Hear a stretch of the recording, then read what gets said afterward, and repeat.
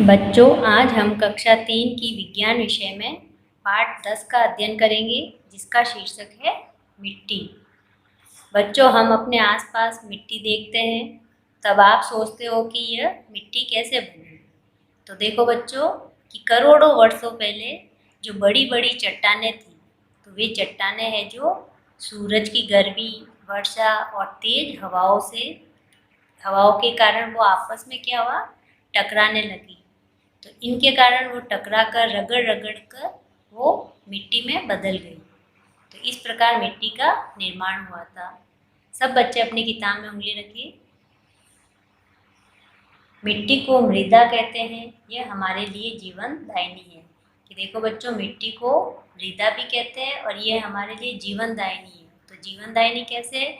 कि जो हम खाना खाते हैं, तो वो खाना हमें पेड़ पौधों से मिलता है, और पेड़ पौधे जो है मिट्टी में ही उगाए जाते हैं। तो इस प्रकार मिट्टी हमारे लिए क्या हो गई? जीवनदायिनी। विभिन्न प्रकार के फल फूल तथा अनाज मिट्टी में ही उगते हैं। समुद्री भागों को छोड़कर मिट्टी पृथ्वी की लगभग संपूर्ण सतह पर पाई जाती है। कि मिट्टी है जो बच्चों समुद्री भागों को छोड़कर, समुद्री भाग जो होते हैं वहाँ पर उसमें क्या होता है, समुद्रों में जल होता है। तो उन भागों को छोड़कर हमारे पृथ्वी की जो दूसरी सारी सतह है, संपूर्ण सतह, तो उस पर मिट्टी पाई जाती है। आगे देखिए अब मिट्टी का निर्माण, कि मिट्टी का निर्माण कैसे हुआ है। मिट्टी का निर्माण करोड़ों वर्षों में हुआ है। पहले हमारी पृथ्वी चट्टान के रूप में थी। कि जो हमारी पृथ्वी है जिस पर हम रहते हैं, तो पहले कैसी थी? चट्टान के रूप में थी। तो देखिए आगे, सूर्य की किरणों, जल तथा वायु की आपसी क्रियाओं के परिणाम स्वरूप चट्टानों के टूटने से मिट्टी का निर्माण हुआ। अभी मैंने आपको बताया था कि जो चट्टानें थी वो सूर्य की किरणों, जल और तेज हवाओं, वायु यानी तेज हवाओं के कारण आपस में रगड़ रगड़ कर वो टूटने लगी, और इस प्रकार मिट्टी का निर्माण हुआ। रात या ठंड के मौसम में चट्टानें सिकुड़ती हैं तथा दिन अथवा गर्मी में उनमें फैलाव होता है। यह प्रक्रिया जब लंबे समय तक चली तो चट्टानें टूटकर मिट्टी के स्वरूप में बदल गई।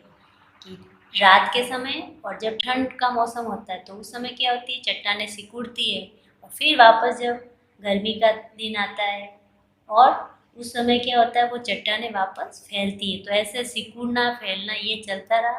तो इस तरह वो क्या हो गई, चट्टानें टूटने लगी और टूट टूट कर फिर मिट्टी में बदल गई। आगे देखिए, इसी प्रकार बहती हुई नदियाँ चट्टानों के इन टुकड़ों को अपने साथ ले जाती हैं। इससे चट्टानों के ये टुकड़े आपस में टकराते हैं तथा घिसते हैं। आश्चर्य होगा कि एक इंच चट्टान बनने में हजारों वर्ष लगते हैं। कि देखो बच्चों, फिर ये तो चट्टानें टूट टूट कर छोटे छोटे उनके टुकड़े हो गए। तो वो टुकड़े फिर क्या है कि जब नदियों के पानी के साथ बहकर आपस में रगड़ते रहे, घिसते रहे, और घिस घिस कर फिर वो बारीक मिट्टी में बदल गई।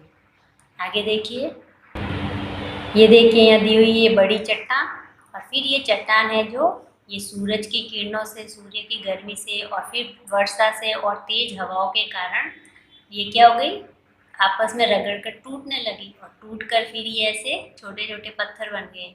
और ये पत्थर है जो नदियों के पानी के साथ बहते हुए आपस में घिसते रहे और फिर बारीक मिट्टी बन गई। आगे चलिए, मिट्टी के प्रकार। अब देखिए मिट्टी कितने प्रकार की होती है। तो पृथ्वी पर चट्टानों के टूटने से मिट्टी बनी। ये चट्टानें उनके रंग व प्रकार की होती है। कि जिस रंग की चट्टानें होती है उस रंग की वो मिट्टी बनती है। इन चट्टानों की मिट्टी के प्रकार कणों के आकार पर निर्भर करते हैं। कणों के आकार के आधार पर मिट्टी 4 प्रकार की होती है। तो देखो, कणों के आकार के आधार पर 4 प्रकार की मिट्टी होती है। तो इसमें अब पहला आता है चिकनी मिट्टी।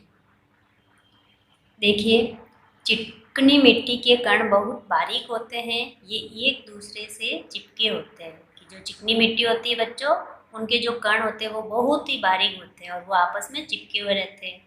इन कणों के बीच वायु के लिए स्थान बहुत कम होता है। यह मिट्टी जल सोख कर मोटी हो जाती है। इसमें जल रोकने की क्षमता होती है। इस प्रकार की मिट्टी बर्तन तथा खिलौने बनाने के काम आती है। कि चिकनी मिट्टी जो होती है बच्चों, तो इसके कण क्या होते हैं, बहुत बारीक होते हैं और आपस में चिपके हुए रहते हैं। तो कण चिपके हुए रहते हैं, तो इसके कारण क्या होता है कि इस मिट्टी में जल रोकने की क्षमता होती है। तो इसलिए चिकनी मिट्टी से ही आप लोगों ने देखा होगा कि जो ये मिट्टी के बर्तन बनाने वाले होते हैं, तो वो इस चिकनी मिट्टी से बर्तन भी बनाते हैं और खिलौने भी बनाते हैं। आगे चलिए, अगले पेज पे आ जाइए। दूसरा आता है, देखो, बलुई मिट्टी। बलुई मिट्टी खुरदरी तथा महीन होती है। इसके बीच वायु के लिए बहुत स्थान होता है। यह मिट्टी जल रोकने में असमर्थ होती है। इस प्रकार की मिट्टी नदी, समुद्र के किनारों पर या रेगिस्तानी क्षेत्रों में पाई जाती है। कि चिकनी मिट्टी जो होती है बच्चों, तो वो चिकनी होती है और उनमें जो कण होते हैं वो आपस में चिपके हुए रहते हैं, तो इसलिए उसमें जल रोकने की क्षमता अधिक होती है। लेकिन बलुई मिट्टी जो होती है, तो उसमें जल रोकने में वो असमर्थ होती है, उसमें जल इकट्ठा नहीं रह सकता है। इसलिए जो हमारे मिट्टी के बर्तन बनते हैं, मटकी देखी होगी आपने मिट्टी की, तो वह उसमें हम पानी भरते हैं तो वो पानी बाहर नहीं निकलता है। तो वो किससे बनी होती है, चिकनी मिट्टी से। इसलिए जो चिकनी मिट्टी होती है वो जल रोकने में जल रोकने की क्षमता अधिक होती है और बलुई मिट्टी में जल रोकने की क्षमता नहीं होती है। और ये बलुई मिट्टी है जो कहाँ मिलती है हमें, नदियों और समुद्रों के किनारों पर या रेगिस्तानी क्षेत्रों में। आगे देखिए, तीसरा आता है दोमट मिट्टी। दोमट मिट्टी चिकनी तथा बलुई मिट्टी के मिश्रण से दोमट मिट्टी बनती है। इस मिट्टी में वायु व जल पर्याप्त मात्रा में होते हैं। कि दोमट मिट्टी जो है बच्चों, वो चिकनी मिट्टी और बलुई मिट्टी, ये दोनों मिट्टी मिलकर दोमट मिट्टी बनती है। और इस मिट्टी में जो वायु व जल पर्याप्त मात्रा में होते हैं। आगे देखिए, इस मिट्टी में जल का रिसाव बहुत कम मात्रा में होता है। इसमें ह्यूमस की मात्रा पर्याप्त होती है जो उपज बढ़ाने के लिए सहायक होती है। ह्यूमस की मात्रा पर्याप्त मात्रा में होती है, यानी कि जो दोमट मिट्टी होती है वह उपजाऊ होती है, जिसमें फसलें अच्छी होती है, पेड़ पौधे अच्छे पनपते हैं। दोमट मिट्टी पौधों के लिए अच्छी होती है। गोबर की खाद मिलाने से यह अधिक उपजाऊ बन जाती है। तो पेड़ पौधों के लिए बच्चों कौन सी मिट्टी अच्छी हो गई, दोमट मिट्टी, क्योंकि इसमें वायु व जल है जो पर्याप्त मात्रा में होता है और पेड़ पौधों के लिए वायु और जल की आवश्यकता होती है। अगला देखिए, चौथा, पथरीली मिट्टी। यह मिट्टी की चट्टानों के बड़े बड़े टुकड़ों से बनती हैं। इन टुकड़ों का आकार बहुत बड़ा होता है। इस मिट्टी के कणों के बीच वायु भरी होती है। यह मिट्टी जल न रोक पाने के कारण पौधों के लिए अच्छी नहीं होती है। तो पथरीली मिट्टी जो होती है बच्चों, तो वह उस मिट्टी में क्या होता है कि पत्थर के बड़े बड़े टुकड़े होते हैं, जिसके कारण वो जल रोकने में असमर्थ होती है, जल नहीं रोक पाती है। तो ये मिट्टी है जो पेड़ पौधों के लिए अच्छी नहीं रहती है।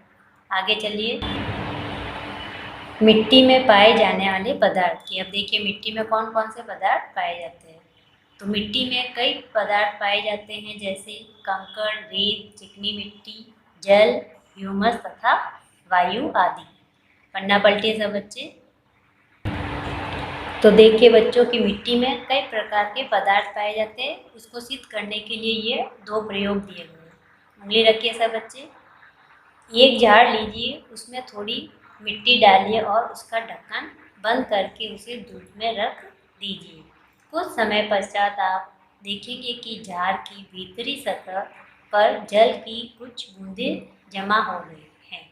इससे सिद्ध होता है कि मिट्टी में जल की मात्रा होती है। अभी हमने पढ़ा था कि मिट्टी में जल पाया जाता है, तो इसको सिद्ध करने के लिए प्रयोग दिया कि एक झाड़ लिया गया, इसके अंदर मिट्टी भर दी और फिर ऊपर से ढक्कन लगाकर इसको बंद कर दिया। तो कुछ देर बाद हम क्या देखेंगे कि ये जो झाड़ के भीतरी अंदर की जो सतह है, उसके ऊपर जल की बारीक बारीक बूंदें जमा हो जाती है। तो इससे सिद्ध होता है कि मिट्टी में जल पाया जाता है। दूसरा प्रयोग देखिए, एक झाड़ लीजिए, उसमें थोड़ी मिट्टी और उसके बाद थोड़ा जल डालिए। कि झाड़ ले लिया, मिट्टी डाल दी और उसमें हम जल भी डाल देते हैं, पानी डालते हैं। आप देखेंगे कि जल डालने के साथ साथ वायु के कुछ बुलबुले ऊपर की ओर उठते हैं। इससे सिद्ध होता है कि मिट्टी में वायु होती है। कि देखो बच्चों, जब हम मिट्टी डाली और मिट्टी डालने के बाद उसी मिट्टी में जब हम जल डालते हैं तो हम क्या देखते हैं कि जो मिट्टी में वायु होती है तो वो बुलबुलों के रूप में ऊपर उठती है। तो इससे सिद्ध होता है कि मिट्टी में वायु भी होती है। तो इस प्रकार मिट्टी में कई तरह के पदार्थ पाए जाते हैं। आगे देखिए, मिट्टी तथा पौधे। तो पौधों के लिए मिट्टी बहुत आवश्यक है। अब किस तरह की फसल के लिए कौन सी मिट्टी होती है, तो देखिए किताब में जैसा कि ऊपर बताया गया है कि चिकनी मिट्टी कई प्रकार की होती हैं। अलग अलग प्रकार की मिट्टी में अलग अलग प्रकार के पौधे उगाए जाते हैं। यदि मिट्टी में जल की मात्रा अधिक होगी तो वह दलदली हो जाएगी। कि अगर मिट्टी में जल की मात्रा अधिक है तो वो कैसी दलदली हो जाती है।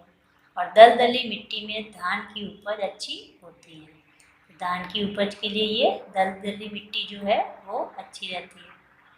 दूसरी ओर यदि मिट्टी में जल की मात्रा कम होती है तो पौधे जीवित नहीं रह पाते हैं। पेड़ पौधों के लिए हम देखते हैं बच्चों कि जल बहुत आवश्यक है। तो अगर मिट्टी में जल की मात्रा कम है तो क्या होगा, पेड़ पौधे जीवित नहीं रह पाएंगे, वो कुछ समय बाद नष्ट हो जाएंगे। रेत भी एक प्रकार की मिट्टी है जिससे हम विभिन्न प्रकार के फल व सब्जियां उगाते हैं। पौधों की जड़ों को अधिक वायु चाहिए। एक प्रकार कुछ पौधे ऐसे होते हैं, सॉरी देखिए यहाँ पर ये एक नहीं है, यहाँ होगा इस प्रकार।